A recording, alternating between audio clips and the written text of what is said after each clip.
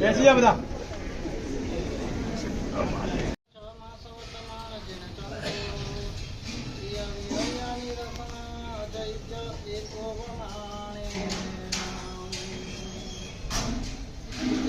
નામના ગ્રંથની અંદર તપનો મહિમા બતાવતા એમ કહેવામાં આવ્યું કે ભગવાન 13 મહિના સુધી ઉપવાસી રહ્યા અને પરમાત્મા મહાવીરે એક સાથે 6 મહિનાના ઉપવાસ કર્યા. એવી રીતે આપણે પણ તપની અંદર ઉદ્યમવંત રહેવું પડે. આખું દિન શાસન છોડવામાં માને છે, ભેગું કરવામાં માનતું નથી. કર્મમાં માને છે, ત્યાગમાં માને છે, ભોગમાં માનતું નથી. સાધનામાં માને છે, સાધનોની અંદર માનતું નથી. સુખની અંદર માનતું નથી, સાધનાની અંદર માને છે. આપણે આખું આપણું આ જીવન ભોગ વિલાસ મોજ મજાની અંદર વેડફી અને કિંમતી એવા જીવનની અમૂલ્ય ક્ષણોને આપણે વેડફી નાખતા હોઈએ છીએ. શાસ્ત્રકાર ભગવાન તો એમ કહે છે, નહીં એસો જન્મ બાર બાર મણુઆ તુમમેવ સચ્ચમ. ભાઈ તું જ સાચો છે. આ મનુષ્ય ભાવ અતિ કિંમતી છે. એક એક ક્ષણ કિંમતી છે. સમયમ ગોયમ મહાપમાએ. આજે આપણે જોઈએ છે કયા પરમાત્માનું શાસન મળ્યું કેતનભાઈ આપણને? પરમાત્મા મહાવીર દેવનું શાસન આપણને મળ્યું. પરમાત્મા થવાના હતા, ભગવાનને ખબર હતી, અને તેમ છતાં પણ પરમાત્માએ 12.5 વર્ષની ઘોર સાધનાની અંદર મેહુલભાઈ 11.5 વર્ષ ઉપવાસ કર્યા છે. 12.5 વર્ષની સાધનામાં 11 વર્ષ ઉપવાસ કર્યા છે. પરમાત્માએ 2 દિવસ ક્યારે પણ ભેગું ખાધું નથી. પરમાત્મા ક્યારે પણ પલાઠી વાળીને બેઠા નથી. સોળ વાળીને સુવાની વાત તો બહુ દૂરની છે. આ જ આલંબન આપણને આજે પણ મળ્યું છે.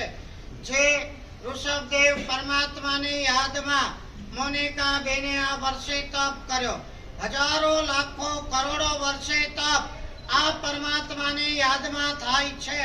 પણ તમને કદાચ ખબર નહીં હોય, પરમાત્મા ઋષભદેવ ભગવાને વર્ષી તપ કર્યો નથી. કર્મ સત્તાએ બાય ફોર્સ બળાત્કારે એમની પાસે વર્ષી તપ કરાવડાવ્યો છે. એમને કરવો નહોતો. ભગવાને કોઈ ઉપાસના પચકાન લેતા નતા. ભગવાન રોજ ગોચરી જતા હતા. ભગવતે સૂત્ર એમ કહે છે, યથા ગતાઃ તથા પ્રત્યાગતાઃ.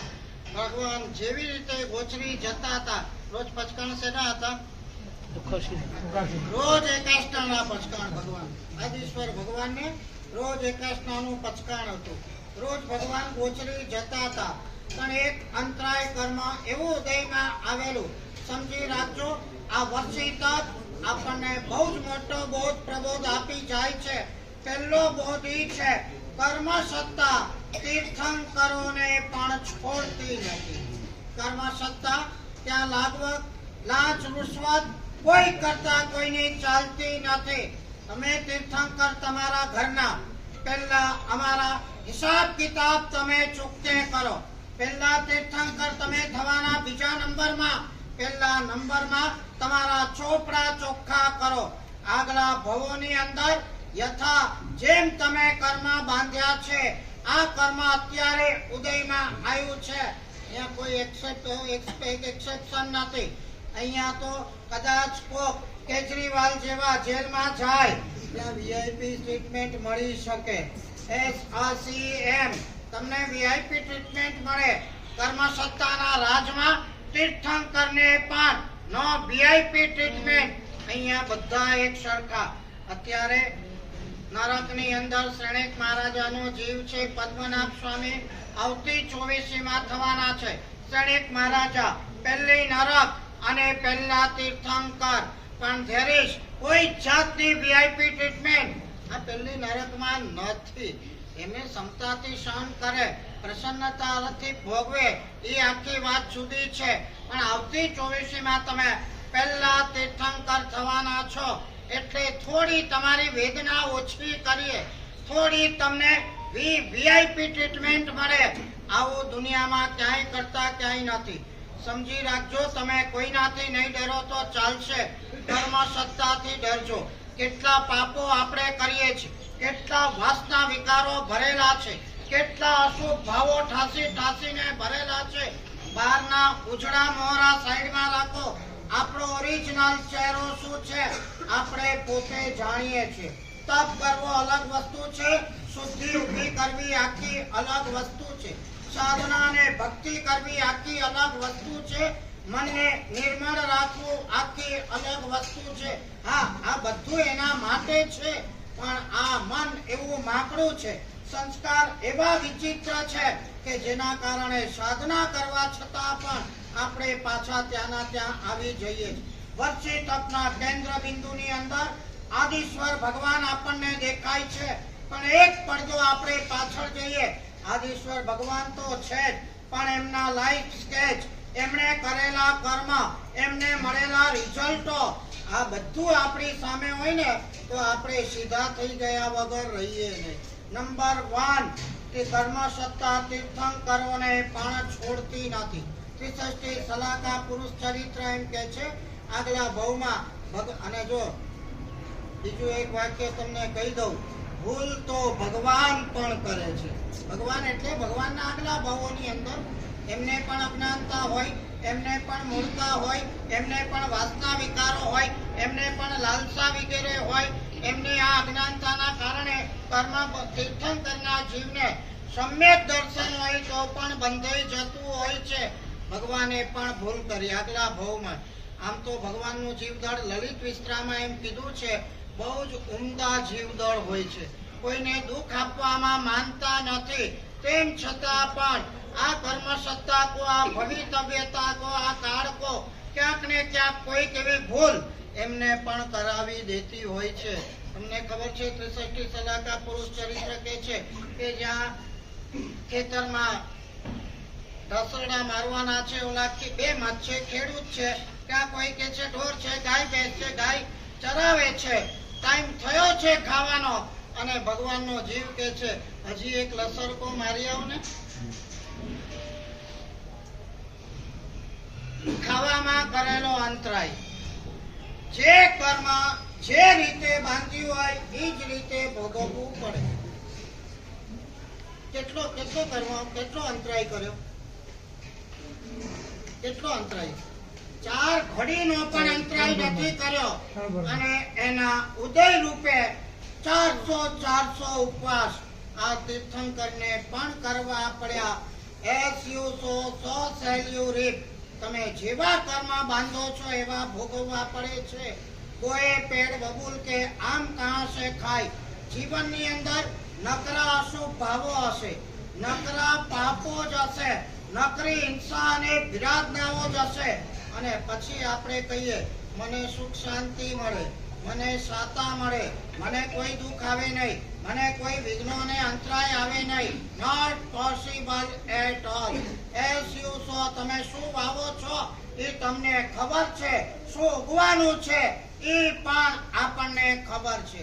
તીર્થંકરોને પણ કર્મ સત્તા છોડતી નથી. નંબર 2, જેવા કર્મ બાંધ્યા છે એવા કર્મ દરેકને ભોગવવા જ પડતા હોય છે. ભગવાને 400 ઉપવાસ કર્યા નથી ભાઈ, ભગવાનને કર્મ સત્તાએ બાય ફોર્સ 400 ઉપવાસ કરાવવા પડ્યા છે.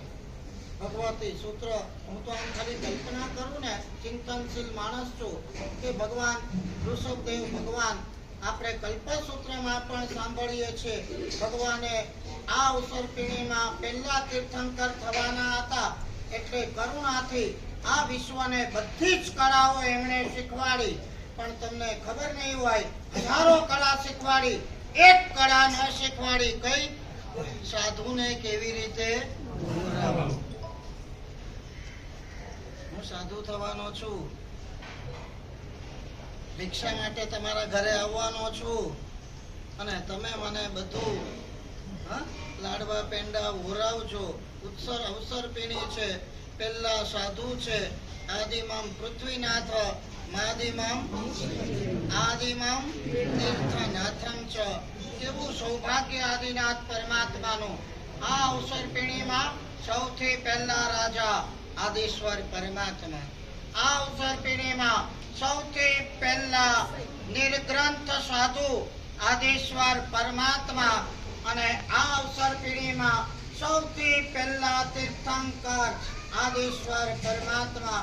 અસંખ્ય કાળ પછી પણ શત્રુંજય ગિરિરાજ ઉપર આદિશ્વર પરમાત્માનો અસંખ્ય કાળ પછી પણ આજે આપણે જે પ્રભાવ જોઈએ છે, કેટલો બેનમૂન પ્રભાવ છે. લોકો ભગવાનની મુદ્રા જોઈને ગાંડા ગાલા થઈ જાય. પરમાત્માનો અભિષેક કરવા માટે લાખો ને કરોડો રૂપિયા નોંચાવર કરી નાખે છે. 42-45 ડિગ્રીની અંદર 7-7 વર્ષના છોકરાઓ જો 99 તો કરે છે, પણ 24 છઠ કરીને 7 જાત્રાઓ પણ કરે છે. 4 વખત જેના હાર્ટ એટેકો આવેલા છે, એવી વ્યક્તિ એક માળ ન ચડતી હોય અને આખો શત્રુંજયનો પહાડ ચડી જાય છે. કડી કાળની અંદર પણ આ અદ્ભુત બેનમૂન પ્રભાવ આજે પણ આપણે આદિશ્વર ભગવાનનો જોઈએ છે. એની પાછળનું કારણ એમણે કરેલી ઘોર કોટીની સાધના છે. ભગવતી સૂત્ર એમ કે અમે છે ને રાગદ્વેષથી ભરેલા છે.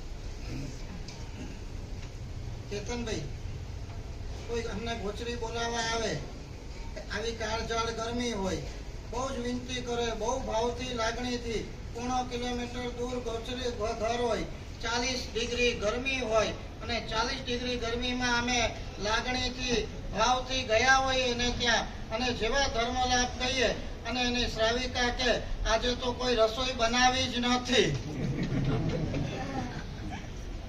તો અમારી હાલત કેવી થાય એમ કહો તો ખરા. ભલે તમે ઢીબી નાખો એને, થોડા રાખે અમારા. અને લો, આ હીરા લો, આ માણેક લો, આ મોતી લો, અરે આ કન્યા જોઈએ તો અમારી કન્યા લઈ જાઓ, તમે જે જોઈએ તે લઈ જાઓ, કારણ કે આ બધું તમારું જ છે. રાજ તમારું હતું, રાજ તમે છોડ્યું, અમને સુખી કરીને ગયા, બધું આપીને ગયા, કળાઓ આપીને ગયા, સુખ શાંતિ આપીને ગયા, બધું તમારું છે, જે જોઈએ તે લઈ જાઓ. અને ભગવાન કલ્પના કરવાની છે, મજા આવે. ભગવાન આ બધું જોઈને પાછા વળી જાય. વિનય વિજય મહારાજ લખે છે કે ભગવાન પાછા વળે, બધા ઉદાસીન થઈ જાય, અને ટોળે ટોળું પાછળ ને પાછળ જતું જાય. મોઢામાંથી, ટોળાના મોઢામાંથી એક જ શબ્દ નીકળતો હોય, ઋષભદેવ કંઈ લેતા નથી, ઋષભદેવ કંઈ લેતા નથી, ઋષભદેવ કંઈ જ લેતા નથી. ભગવતી સૂત્રમાં બહુ સરસ મજાનો ચિતાર આનો આપ્યો છે. ભગવાનને મળતું નથી, જોઈએ છે, મળતું નથી. સુધાવેદનીય કર્મ છે, ભૂખ છે, પણ સમાવવા દ્રવ્ય મળતું નથી. ભગવાનને જરૂરિયાત છે, પણ અંતરાય કર્મ તીવ્ર ઉદયમાં આવેલો છે. સમજવાની વાત છે આ બધી. આજે પણ આપણે જોઈએ છીએ કે કેવા કર્મો ત્રાટકે છે. હવે આ મોતને શરમ નથી, શાસ્ત્રો તો કહે છે, પણ આજે આપણે પ્રેક્ટિકલ જોઈએ છે. 15, 17, 20, 25 વર્ષના છોકરા ક્રિકેટના મેદાનની અંદર બેટ ઉપાડતા એટેક, વાત પૂરી. જીમની અંદર 6 પેક બોડી બનાવવા જતા વેઇટ લિફ્ટિંગ કરે અને એટેક, વાત પૂરી. હમણાં અમને પરિમલમાં હતા, એક સમાચાર આવ્યા, એક ભાઈના ખાસ ફ્રેન્ડનો દીકરો 26 વર્ષનો જર્મની એક્ઝિબિશનમાં ગયો, એને એક્ઝિબિશન જોતા હાર્ટ એટેક, વાત પૂરી. કોરોના પછીના આ વેક્સિનની આડઅસર કહો કે આપણા કર્મો કહો, વાતાવરણ કહો, પ્રદૂષણ કહો, XYZ ખાન પાન હવા પાણી સરવાળે તો આપણું કર્મ. આવી લટકતી તલવાર વચ્ચે જ્યારે આપણે જીવતા હોઈએ ત્યારે આંખ ખોલી નાખવાની જરૂર નથી લાગતી. મારી 1 મિનિટ બગડે નહીં, મારે 1 મિનિટ પણ અશુભ ભાવની અંદર જાય નહીં, મારે એક પણ જીવની વિરાધના કરવી નથી. હું કરીશ તો બધું મારે ભોગવવું પડશે. આ તન તપ સાધના માટે છે, ભોગમાં સાધના માટે નથી, ખાવા માટે નથી. પરમાત્મા મહાવીર દેવે પણ 11.5 વર્ષની તપ સાધના કરી. ભગવાને પણ પોતાના આટલા શિષ્યોમાં 14,000 શિષ્યોમાં સૌથી વધારે વખાણ ભાઈ કોના કર્યા? ધનના અણગારના કર્યા. કયા ટાઇટલ ઉપર કર્યા?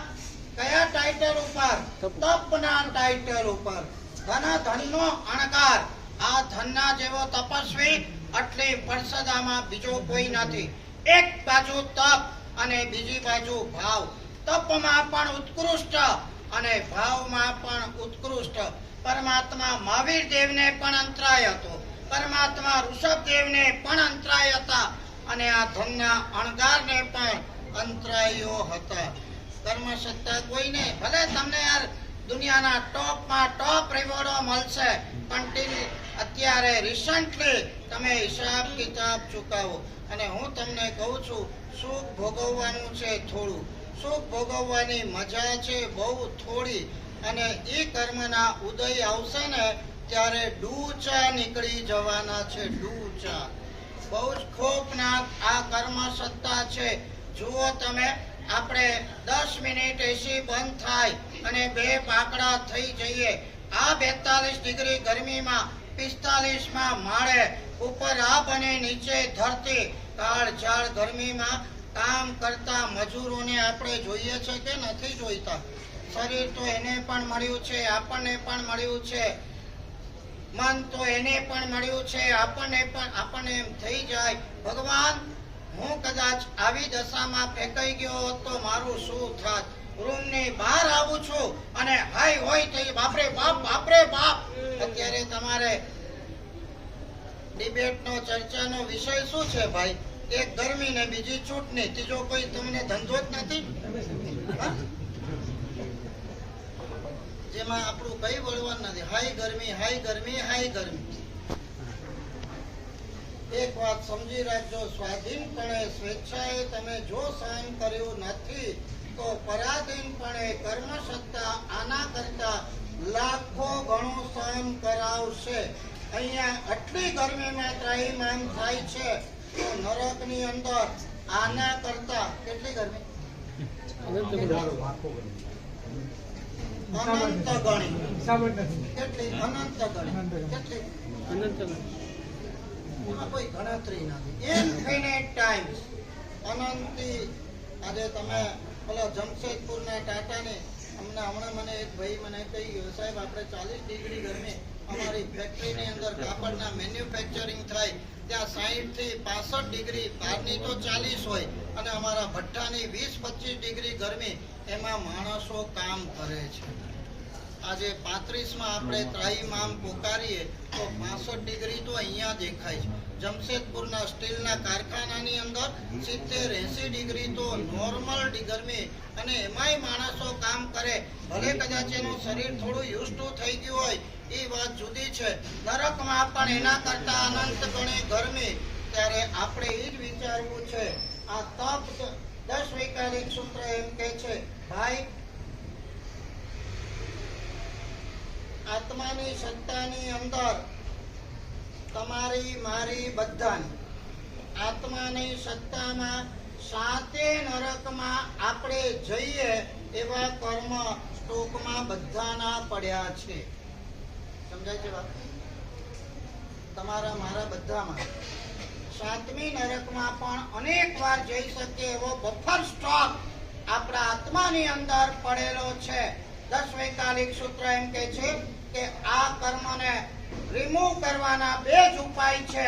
આઈધર તમે ભોગવીને રિમૂવ કરો ઓર તમે તપથી રિમૂવ કરો. કર્મને દૂર કરવાનો રામબાણ ઉપાય હોય તો આ તપ છે. ભોયિતા 10 વૈકાલિક સૂત્ર કહે છે ભોયિતા નથી અભોયિતા.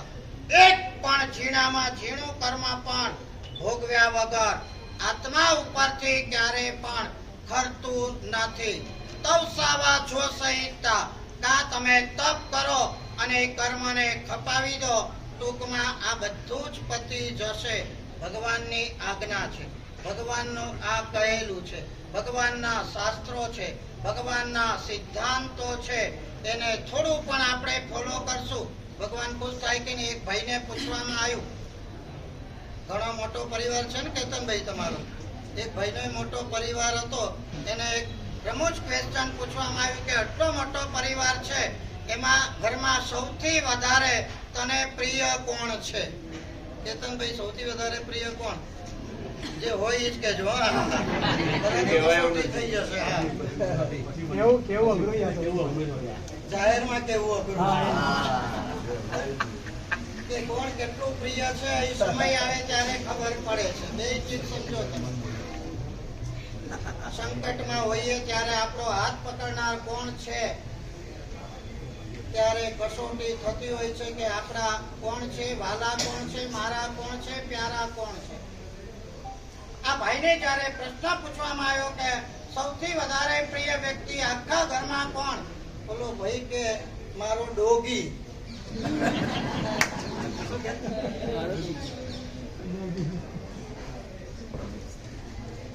ભાઈ હોય તો એનું રીઝન તો હોય ને કઈ. આટલી બધી વ્યક્તિઓ છે, લોહીના સંબંધો છે, કોઈ પત્ની છે, પતિ છે, માં છે, બાપ છે, દીકરાઓ છે, ભાઈ છે, ભત્રીજાઓ છે, અને કોઈ સૌથી વધારે પ્રિય કોઈ નહીં ને એક ડોગી.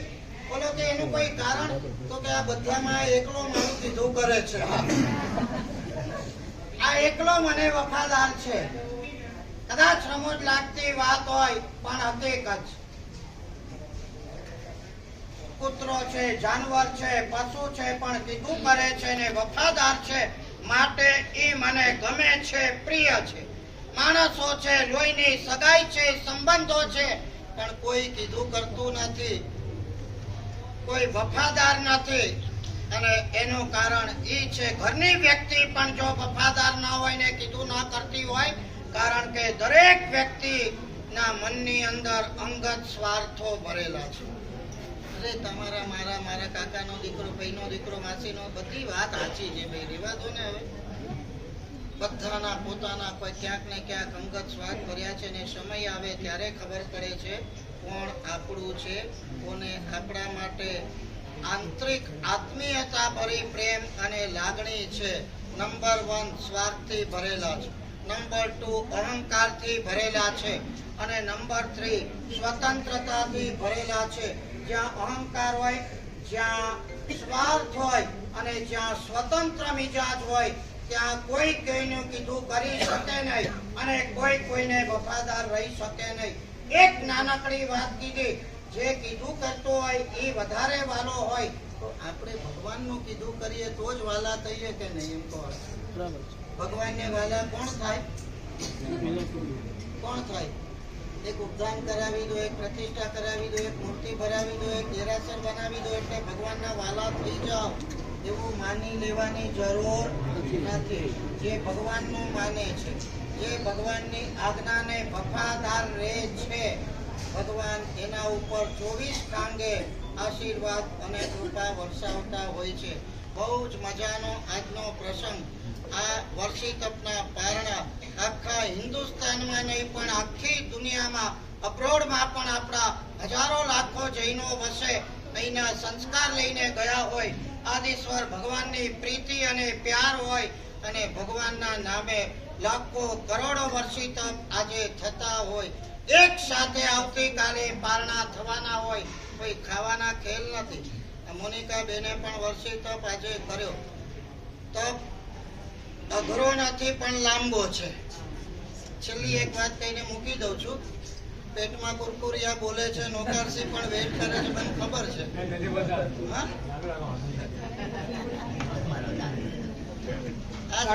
કરવાની છે. દાયરામાં લોજિકથી સમજાવું. પહેલાના કાળમાં છે ને કેતનભાઈ, તો અમે તો બધું અનુભવ્યું છે, કામ કરેલું છે. પાણી ભરવું હોય ને તો એ લાઈનમાં ઉભા રહેતા હતા. ઘાસલેટ લેવું હોય તો એ લાઈનમાં, અનાજ લેવું હોય રેશનિંગનું તો પણ લાઈનમાં, પિક્ચરની ટિકિટ લેવી હોય તો એ લાઈનમાં, ગાડીની ટિકિટ લેવી હોય તો એ લાઈનમાં. હમણાં નથી, પહેલા. તીર્થસ્થાનોમાં પાલિતાણા શંખેશ્વર પૂજા કરવા જાવ તો એ બધું લાઈનમાં હતું. તમે જુઓ બધું જ લાઈનમાં, અને લાઈનમાં હતું ને એટલે ધીરજ કેળવાતી હતી અને સહનશીલતા કેળવાતી હતી. પેલા બધું લાઈનમાં હતું, આજે બધું ઓનલાઈન છે. નો ધીરજ, નો સહનશીલતા. ફોન કર્યો ને એંગેજ આવતો હોય ને તોય આ બોઈલર ફાટે. આ ધીરજની ખામી, આટલી સહનશીલતા નહીં. તમે ક્લિપ મોકલી છે ને ઓલાએ અડધો કલાક સુધી જોઈ નથી તો એ બોઈલર અડધો કલાકથી મેસેજ મોકલ્યો છે, ક્લિપ મોકલી છે, જોવાનો ટાઈમ નથી. આખું ઓનલાઈન, અને ઓનલાઈન નો મતલબ ઈ છે તમારે ક્વિક રિઝલ્ટ જોઈએ છે, ઇન્સ્ટન્ટ રિઝલ્ટ જોઈએ છે. 1 મિનિટનું પણ વેટિંગ તમને પોસાતું નથી, કારણ કે નો ધીરજ, નો ફોરબેરન્સ, નથી કોઈ ધીરજ કે નથી ક્યાંય કોઈ જાતની સહનશીલતા. આ વર્ષી તપ કરવો હોય ધીરજ પણ જોઈએ, સહનશીલતા પણ જોઈએ. એક વર્ષ ઠંડી, ગરમી, વરસાદ, શરીર સારું રે ન રે, સાદગી, માંદગી, બહાર જવું આવવું, તડકા છાયા, ઘરમાં પણ અનુકૂળતા પ્રતિકૂળતા, આ બધું તમારે બેર કરીને ગાડી આગળ વધારવી પડે.